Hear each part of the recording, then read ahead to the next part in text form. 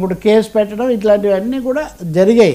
ఈ నేపథ్యంలో అయ్యన్న పాత్రుడు ఈ ఆటో కార్మికులు వాళ్ళకి సంబంధించిన రిస్తు ఆటో డ్రైవర్లకు అసలు ఇక్కడ ఎక్కడుందిరా బాబు, ఎవడిచ్చాడ్రా జీవో, అసలు జీవోనే లేకుండా కాలేజ్ ఏంటి, ఈ పద్ధతిలో ఆయన మాట్లాడారు. సో జగన్ నిన్న 204 జీవో 204 జీవో స్పీకర్ గారనే గౌరవంగా సంబోధించారు. కానీ ఈ 204 జీవో ఇంత స్పష్టంగా ఉంటే మీకు కనిపించదా? కనీసం 7 కాలేజీల్లో ఇప్పటికే చదువులు మొదలయ్యాయి అని ఒక తీవ్ర భాషలో ఈ అయ్యన్న వర్సెస్ జగన్ అన్నప్పుడు జీవో ఉంది, లేనిది మీరు ఎందుకు చెప్తున్నారు?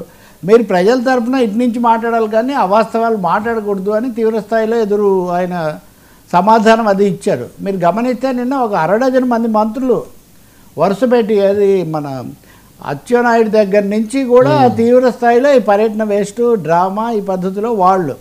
కానీ పర్యటన ముగిసిన తర్వాత మీరు గమనిస్తే వైసీపీ వాళ్ళ వాయిస్ బాగా పెరగడం మీరు చూస్తారు. ఈరోజు కూడా అవినాష్ రెడ్డి మాట్లాడారు, పేర్ని నాని మాట్లాడారు, అక్కడ గుడివాడ అమర్నాథ్ మాట్లాడారు.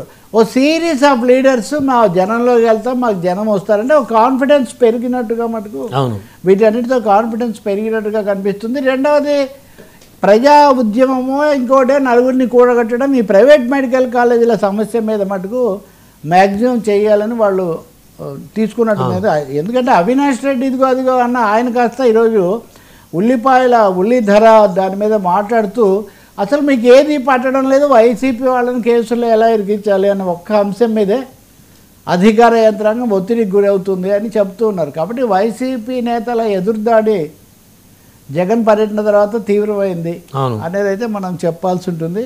మెడికల్ కాలేజీల విషయంలో మటుకు సమర్థించుకోవడం మానేసి ప్రభుత్వం సరిదిద్దుకుంటే, నాకు బాగా గుర్తు గతంలో ప్రతిపక్షంలో వీళ్ళు ఉన్నప్పుడు తెలుగుదేశం జనార్దన్ రెడ్డి ప్రభుత్వం నెదురుమల్లి కేవలం ప్రైవేట్ కాలేజీల విషయంలోనే వాళ్ళు దెబ్బతిన్నారని ఆయన దిగిపోవాల్సి వచ్చినంత పరిస్థితి కూడా ఉంది.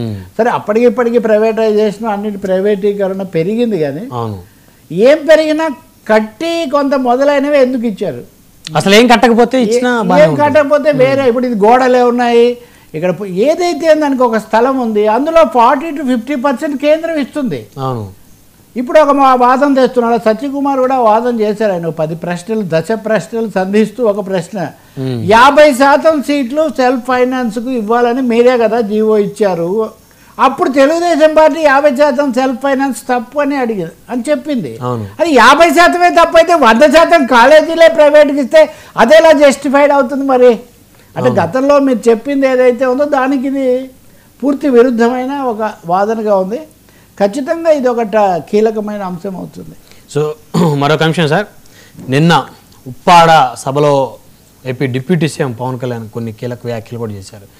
మత్స్యకారుల సమస్యలు తాను పరిష్కరిస్తున్నారు, ఒక 100 రోజులు గడువు కూడా కావాలని అడిగారు ఆయన. సో తాను సాటి మత్స్యకారుడిగా ఆలోచిస్తున్నానన్నారు.